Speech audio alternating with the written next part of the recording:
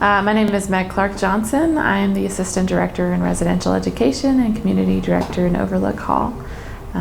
My role is to oversee the facility of Overlook Hall specifically. In addition to that, I manage the student staff that work here, about 20 to 21 student staff at any given time. So I supervise the RA and NA staff. I oversee the happenings in the building. I oversee programming that takes place in the building. Anything going on here in Overlook Hall, I oversee. I also am involved with the Living Learning Community program on campus, as well as the two that are housed in this building. And there's lots of various things that I do in my job. No day is the same. This was finished and opened in August of 2012. Yeah, that's when we opened it. But the building process takes over a year typically, so I imagine it was started in the spring of 2011. The purpose in building any residence hall is to house students. So there was a need on campus to house more students, and I think that it was the goal of the university to increase the percentage of students that were residential on our campus. So there was a need to increase the bed space that existed here, and we in Student Affairs believe that there's many benefits to living on campus in general. Convenience is obvious, getting to classes, things like that, and involvement on campus improves the quality of college students' experience, we believe. In opening this residence hall, I learned about many of the sustainable features as it was opening in August of 2012. Some of those include the geothermal wells, which were put underneath the soccer field that heat the water.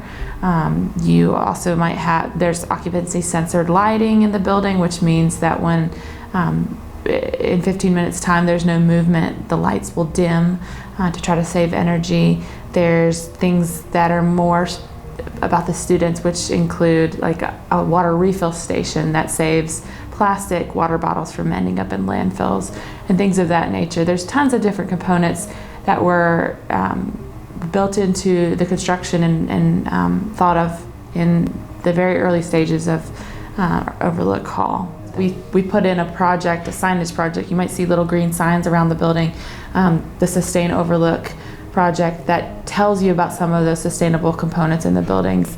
But you are more aware of what's happening around you as it relates to sustainable features, and I think that awareness helps you to be more mindful in your practices. So I think that it helps to be an educational experience for students, understanding what's happening around them and how they're impacting their environment.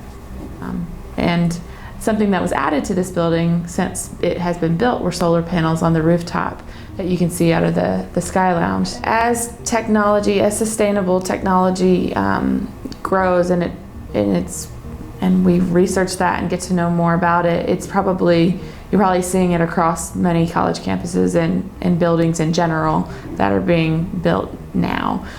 It's a smart thing to do for the environment, but it's also financially an investment that you make, I believe, for the future. You might have an upfront cost that is high, but in the long run it's going to save you money, and it's what's best for the environment and the community around.